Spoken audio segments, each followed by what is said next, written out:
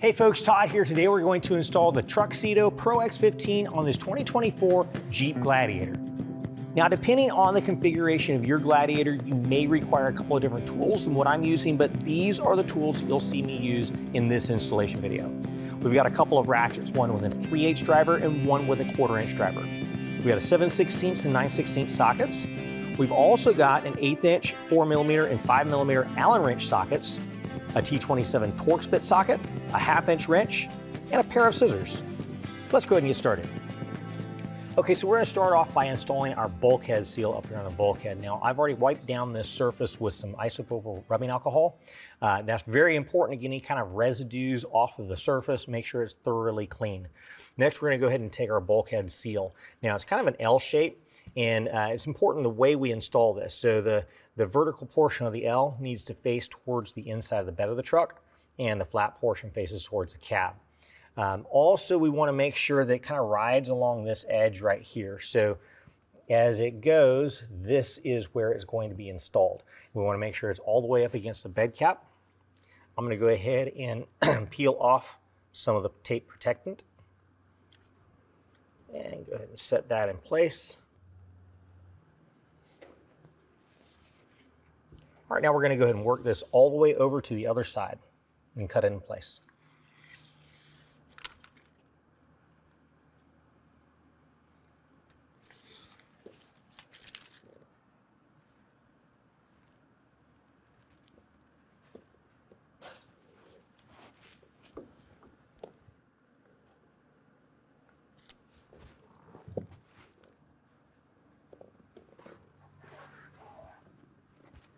Okay, next we're going to install our block seals.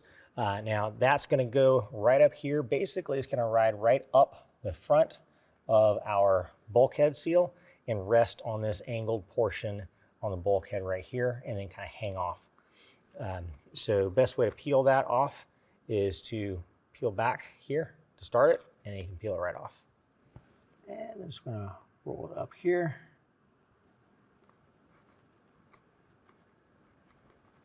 And repeat the same for the opposite side.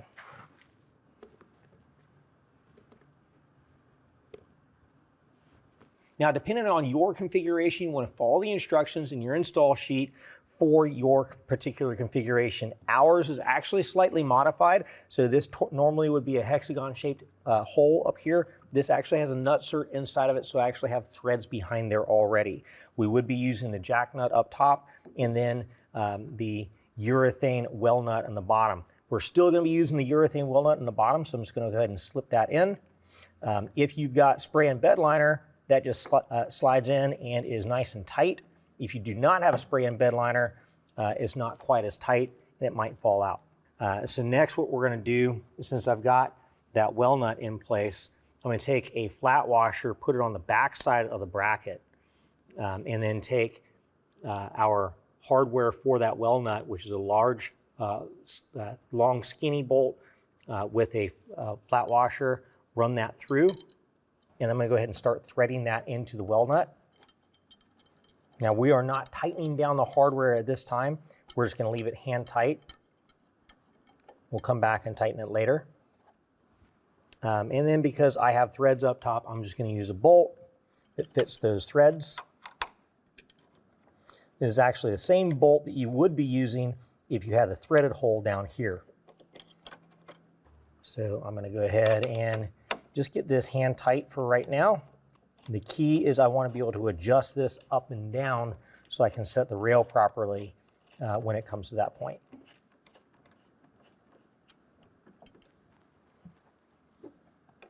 Now again, I'm going to be using different hardware than you're probably using. But the tools I'm using here on the well nut hardware is an 1/8" Allen wrench, and up here on this bolt we're using a 5mm Allen wrench.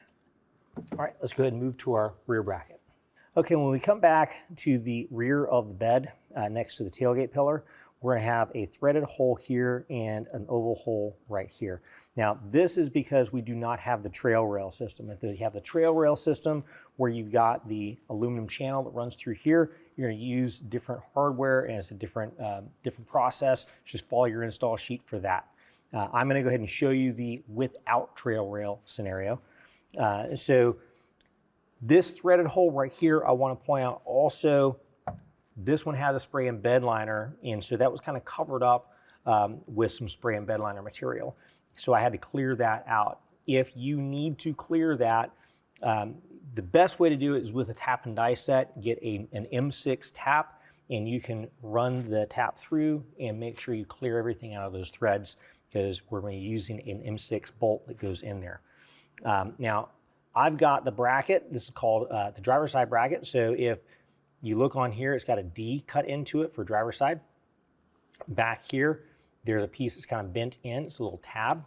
That tab is going to rest right inside the oval hole and allow us to put this hole over top of the round hole, or the threaded hole. So we're going to go ahead and set that up in place and get that started. All right, now we're going to go ahead and run that down with a 4mm Allen wrench.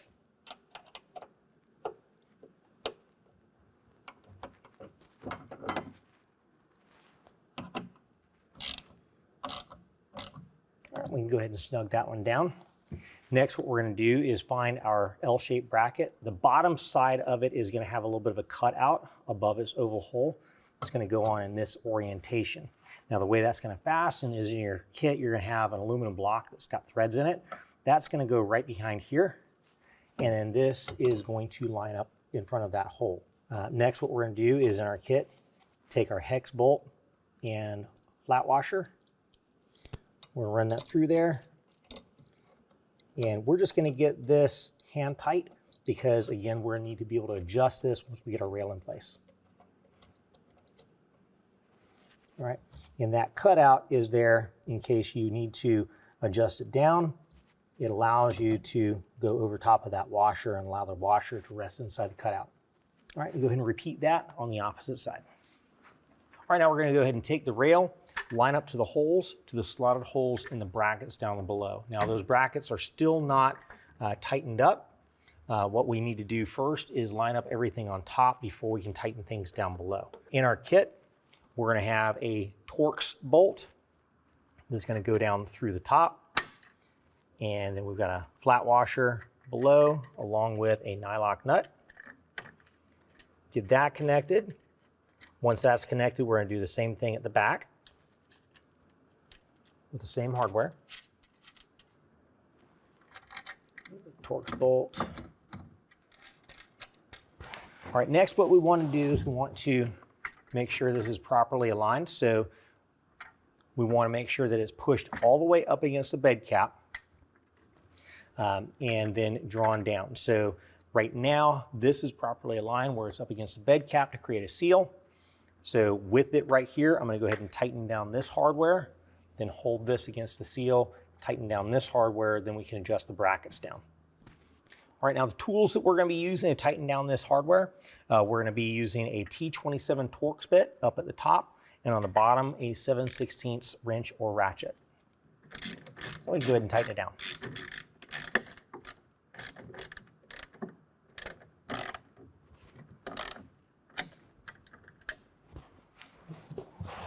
Repeat that at the back. You can make sure it's lined up and bearing down against the bed cap.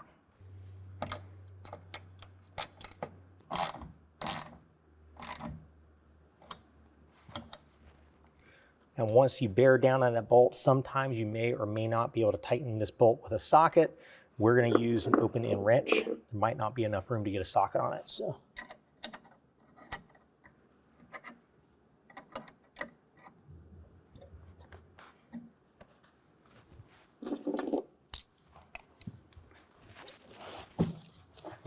All right, now we're going to go ahead and lock down the bracket up front. The bolt up top is the 5mm Allen wrench. Again, you might have a different bolt up top.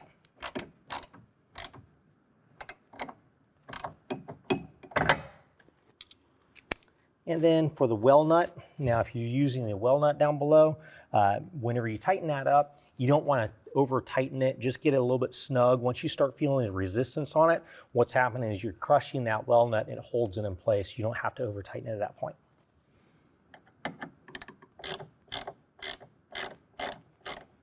All right, now I'm starting to feel the resistance on there, so it's all done. Okay, now here is our cover as it comes out of the box. What I like to do is set it on top of the rails to where the Velcro is just right over top of the receiving part of the Velcro on the rails. Now this portion right here, what you're gonna see is we got a rubber flap.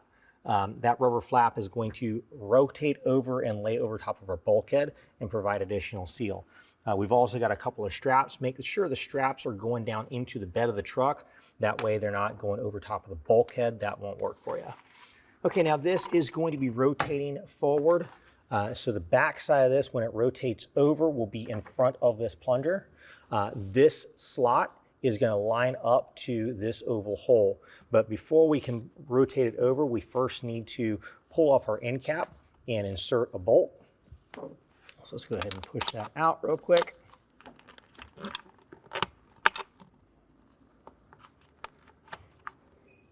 The square-headed bolt is just going to rock right in place. And push the end cap back on. We're going to repeat that on the opposite side as well.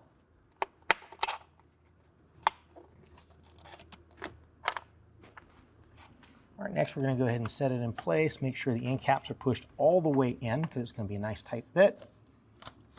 Get them between the rails and rotate it down to where the bolts go down through those oval holes.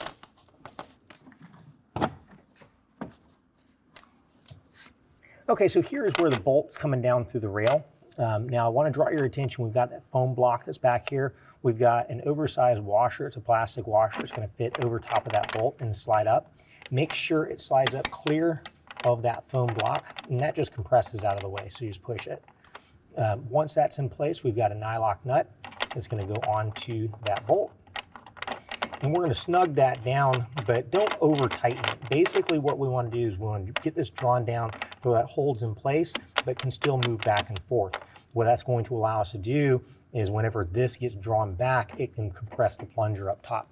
So we want it snug to where it holds it all together, but not over tight to where it cannot move backwards.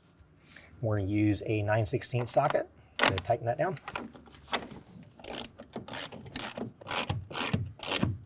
All right, now I've got some resistance there. I went a little bit too tight, so I'm going to go ahead and back it off.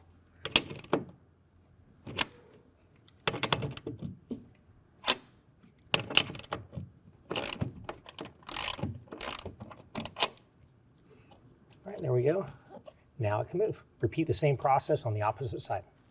All right, now we're going to go ahead and roll the cover back towards the tailgate. Now, when you initially roll this back, one thing that I like to do is kind of pull up on the cover a little bit, get it off the Velcro and pull straight back. That keeps anything that's starting to bunch up at the front, keeps it from getting bunched up.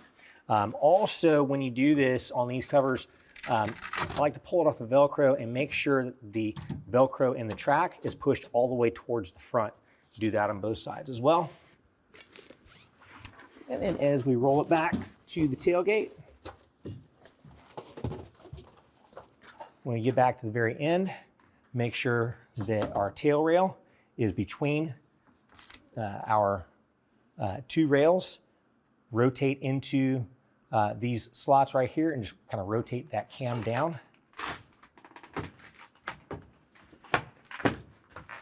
And let latch in place. Now we can go ahead and fix our Velcro on the sides. Well, that concludes the installation. If you have any questions,